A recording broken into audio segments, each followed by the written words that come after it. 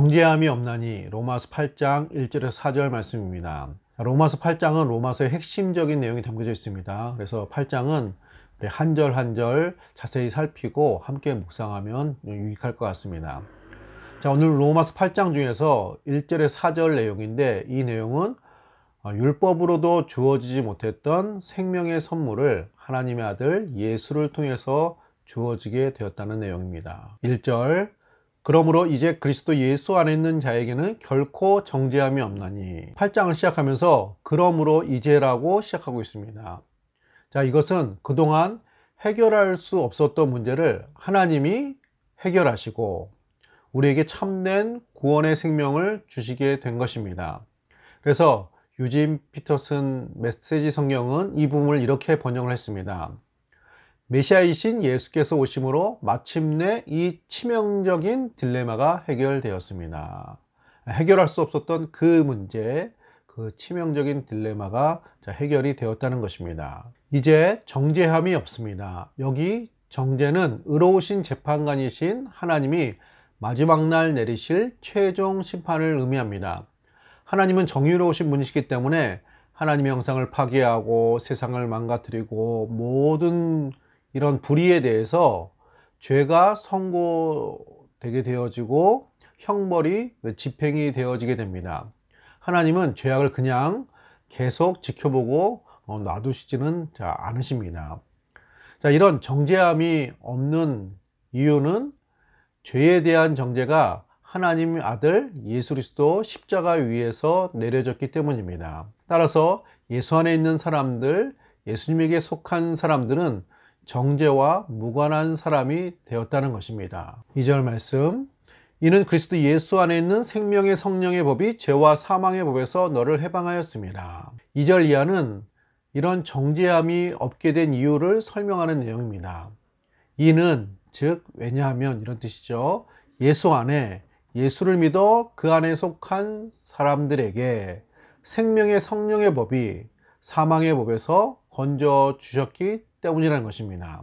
마치 출애굽에서 애굽에서 종살이 하던 이스라엘을 모세를 통해서 건져 주신 것과 같은 그림입니다.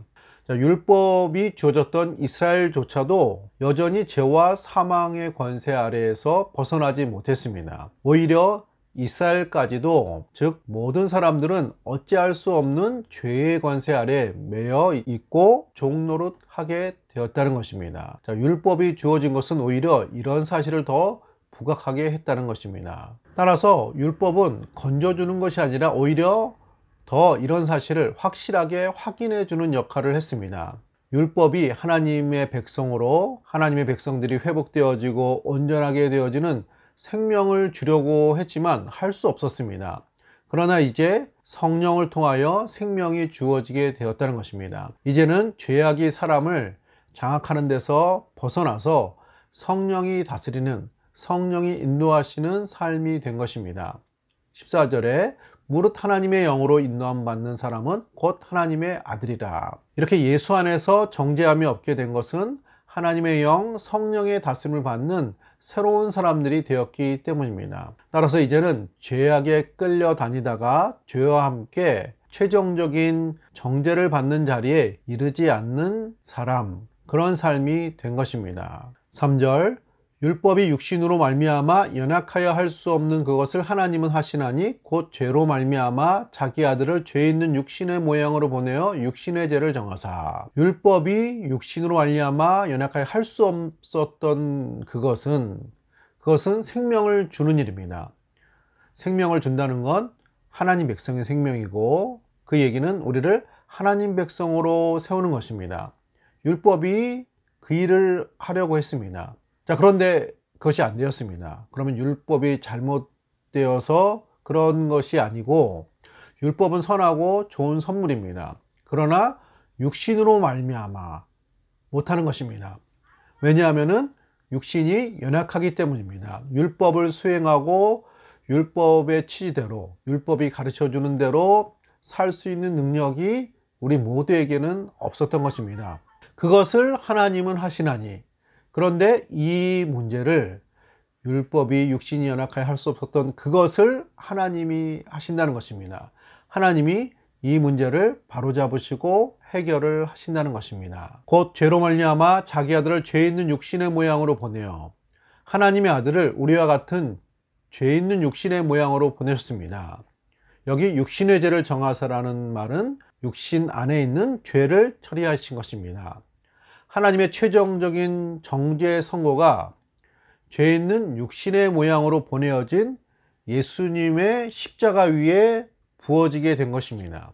죄의 세력에게 하나님 법정에 가서 판결 선고가 내려지고 형이 집행된 꼴입니다. 죄의 세력이 하나님 앞에 가서 형벌을 받고 정죄를 받고 그 형을 받은 마치 그런 모습입니다.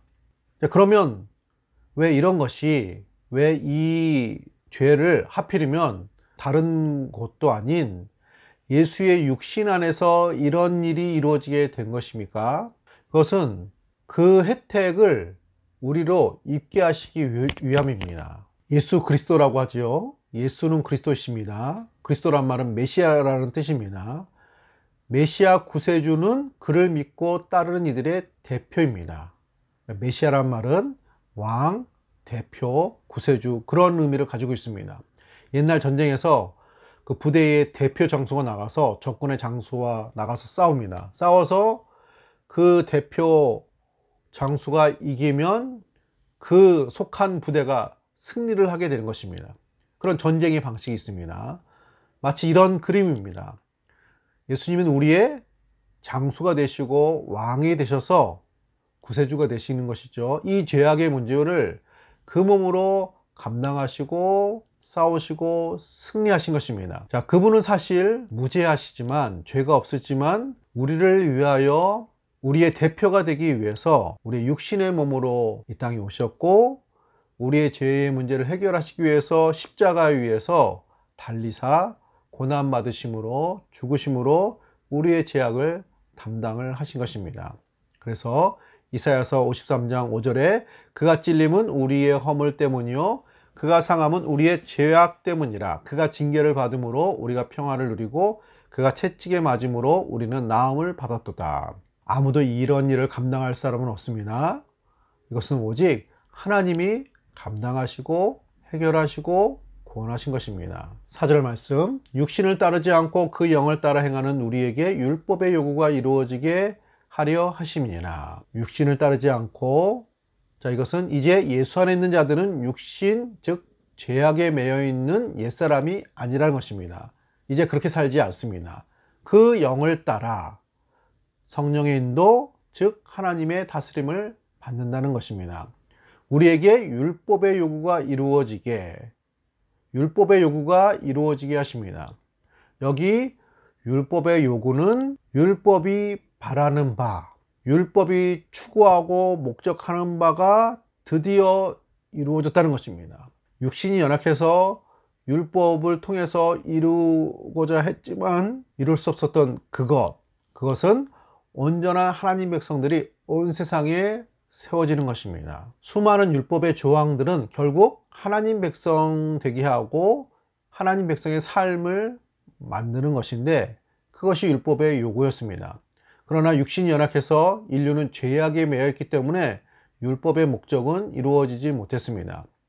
하나님 백성의 생명을 주려는 이 율법의 요구가 이제 예수 그리스도의 십자가 구원의 역사로 이루어지게 된 것입니다.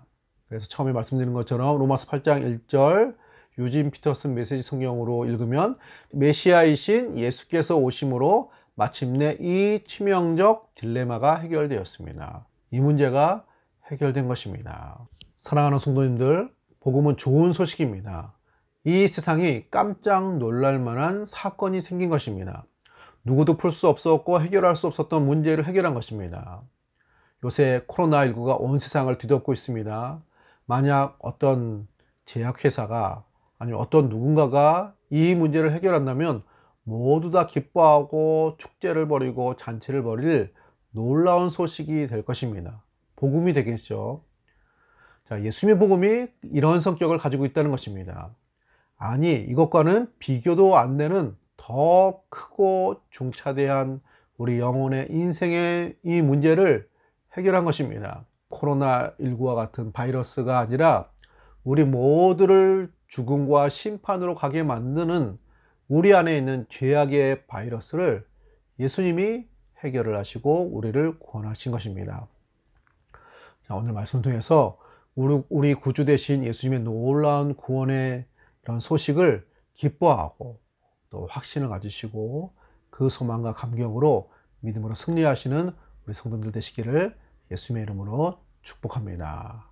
아멘. 오늘의 기도입니다. 구원의 확신과 감격이 늘 넘쳐나게 하소서. 우리의 모든 문제가 믿음 안에서 해결되어지며 또 온 세상에 퍼진 바이러스가 속히 해결되게 하여 주옵소서. 어려운 시절 더욱 믿음과 기도와 말씀으로 승리하게 하여 주옵소서. 하나님 은혜 주심으로 감사드립니다. 예수 안에 이 놀라운 구원의 역사가 이루어진 것에 대해서 늘 확신과 감사와 기쁨이 있기를 소원합니다. 하나님, 우리 열악한 인생을 그냥 내버려 두시지 않고 우리의 죄악의 문제를 해결하시기 위해서 육신으로 오신 우리 주 예수의 그 크신 은혜를 우리가 깨닫고 발견하며 하나님 이 믿음의 확신, 구원의 확신으로 우리의 모든 삶을 감당하기를 소원합니다. 하나님, 연약한 인생의 이런 모든 문제를 해결하러 오신 예수님의 그 크신 은혜가 오늘 우리에게도 우리의 삶 속에서 나타나게 하시어 코로나19의 이런 많은 어려움, 우리의 힘으로 쉽지 않은 이 문제도 해결되어지고 또 길이 찾아지는 놀라운 역사 나타나기를 소원합니다. 어려운 시절 더욱더 우리 믿음의 성도들, 가정들 더욱더 믿음과 기도와 말씀으로 승리하며 믿음의 주 온전케 하신 예수님 바라보고 믿음으로 승리하는 복된 날 되게 하여 주옵소서. 감사드리며 거룩하신 예수님의 이름으로 감사 기도 드립니다. 아멘.